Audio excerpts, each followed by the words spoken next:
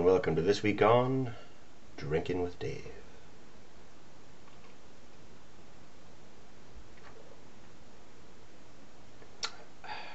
Now this week we are tasting, or I am tasting, a Polish beer.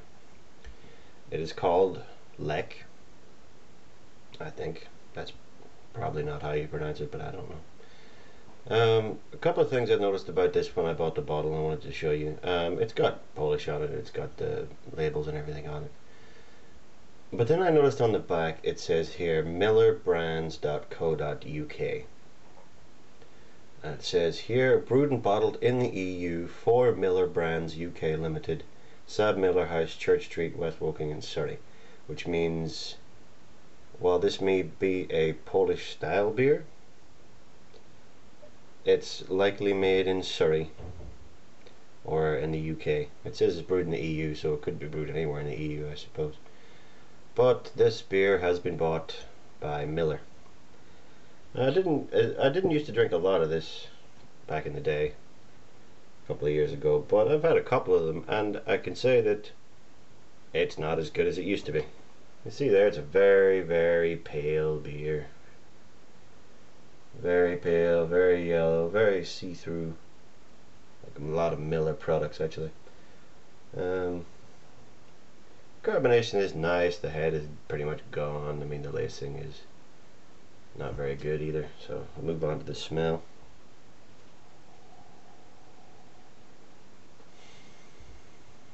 I have a hard time placing that smell. It seems to be one that's fairly indicative of Polish beers, or Polish style beers, depending on what this is. But I have a hard time placing it, whatever the smell is. It's obviously the hop. There's no sweetness to this.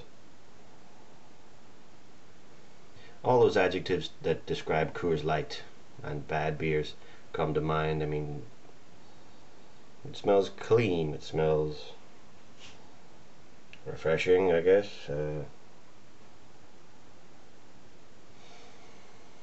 It smells very lightly, very faintly woody, maybe. Not fresh wood, cut wood, you know, that kind of thing. Smells a little like firewood, I suppose.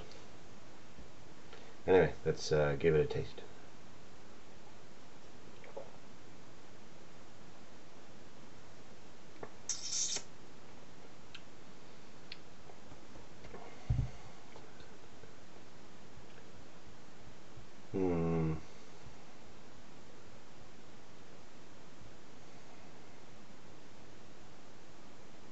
Not much to say about it.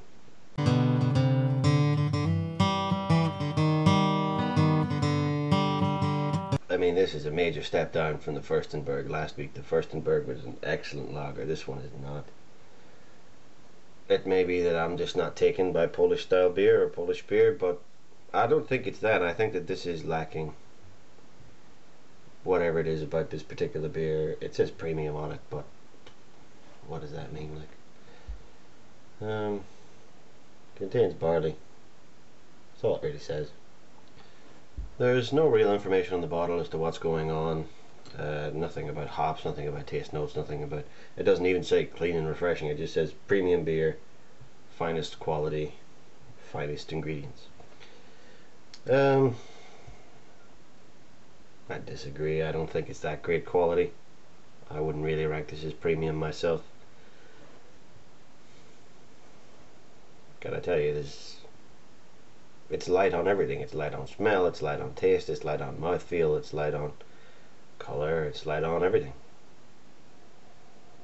But it's not like a light beer. This is like very generic, leaning towards Polish lager.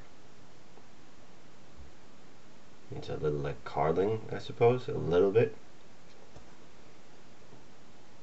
Carling is not known for its depth of flavor, so that might be what I'm getting there. Very fizzy. Fizzy on the mouthfeel.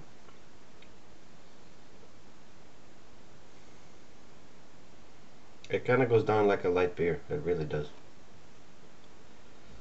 Goes down like a light beer, but it's not as refreshing as a light beer. So if you like your lager low on the taste, or your light beer high on taste, I guess, then that could probably be for you, but it's probably not for me.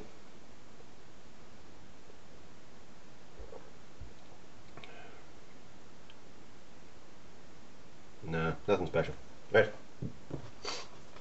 It's nothing special, but on to something that turned out quite special, actually. A couple of weeks ago, we made last month actually, we made the Black Rock Bock. This was by a company from New Zealand, the Black Rock Company. I talked about it earlier. I'll just give you some particulars of this because I don't have one on me to taste because I tasted it already, and the rest of the batch went to my father, but I'll give you my notes here anyway. Date of brewing 17th September, usual 23 litres of water, spray dried malt extract light, 1 kilogram of that, temperature of the wort was 25. Date of bottling 25th of September, first taste 9th of October, which was a couple of days ago. Original gravity 1.064 and final gravity 1.016 or 18. I can't really make out what I wrote down here. But approximate percentage of alcohol is 6.8%, so it's pretty strong. Now the tasting notes. This beer knocked it out of the park. It was much better than the Muntins Bock that we made, but I think we made the Muntins Bock with dry malt extract, or sugar. No, we used spray malt light in both. This one turned out better than the Muntins. It was a tan yellow kind of head, strong carbonation, deep red, very red beer, going on brownish, nice and malty, raspberry aftertaste, great mouthfeel, really nice and not chunky, but it was a good mouthfeel. It was just nice on the mouthfeel. It was a smooth beer. It had a bit of a liqueur smell, like a raspberry liqueur, possibly a little bit of charcoal to it, no bitter at all. Minimal hop notes, nothing hoppy. A little bit of a dried fruit aftertaste, like a raisin or a date or a prune or something. But it was mainly a summer fruit thing, but it was actually very, very nice. So I would suggest that if you're going to make a bock, if you have a choice between the Muntins and the Black Rock, go with the Black Rock. Now, I thoroughly enjoyed the Muntins, but this one was just like, if the Muntins was an 8, this was a 9. Now, on to this week in brewing. This week in brewing, we have bottled our Irish Stout. We made that with liquid malt extract, which is 1.5 kilos of that, plus the Cooper's Selection Irish Stout can. Made that on the 30th of September, bottled that on the 9th of October. This is our Halloween beer. The original gravity was 1.054 and the final gravity was 1.020. So it seems to be that the more malt you add to the beer, the higher your finishing gravity is going to be, and your original gravity is going to be a little lower. So if you want to control your alcohol content, add more malt. Not like add like 2 or 3 kilos of malt, but just replace the sugar with malt, or even have a little less malt, just to control your alcohol contents, because some of them we've got it being like 7.5 and 8%. It's way too high. But this one turned out to be 4.8 to 5.1%, so that stout's going to be bang on. Now, the rest of what we've been doing this week in brewing is we made a Cooper's English Bitter. I think it's from the International series. This is Eamon's Christmas beer. The stout is our Halloween beer. The English Bitter is Eamon's Christmas beer, and I'm making a Scottish Heavy for my Christmas beer, along with the ale that's currently in the Demijohns, which is clearing quite nicely. But the English Bitter. The date of brewing was the 9th of October 2011. The volume of water was 23.5 litres. We added an extra 500 ml because you lose a little bit here and there with gravity testing and stuff that's left in the bottom. So we thought we'd bump it up just to make sure we got exactly 23. The type of sugar was spray malt light, and this time we only added 500 grams. Now this was suggested on the can, but we wanted to add only 500 grams anyway, just to see how the alcohol content varies if you have the sugar content, the sugar being spray malt light. Temperature of the wort is 22 degrees C. It's been in the fermenter for 2 or 3 days now, and the foam came up and the airlock's bubbling. And if you want to see my signs of positive fermentation video, you can click on the poster behind me. That will explain everything that you need to know about your fermentation going well on the first 48 hours. The original gravity of the Cooper's English Bitter was 1.043, which is definitely lower than most of the ones that we've done so far, but it's an English Bitter. We're looking for like maybe 3 to 4%.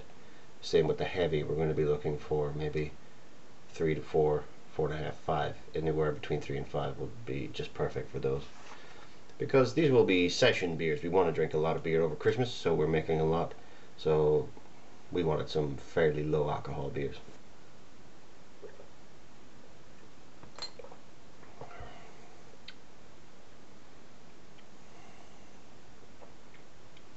Kind of tangy, this beer. The hop makes it a little tangy. It's not citrusy. There's absolutely no head on this now. Not a pick. It's not citrusy, but there's some kind of strange tang to it. Some kind of very mild, very... It's not sour. That's the weird thing. It's not sour. It's not a natural yeasty thing. It's whatever the hop is. It's a sort of a tang, a zestiness, I suppose. You call it a bit of a zestiness, but that's the most I'm really getting out of this. Yeah, some kind of faint zestiness. There's maybe a little bit of a biscuity smell as this warms up as well. There's like a tangy and a biscuit. But honestly with you, between the two, between the Lech and the Furstenberg from last week, if you can get the Furstenberg, get the Furstenberg. Don't get the Lech.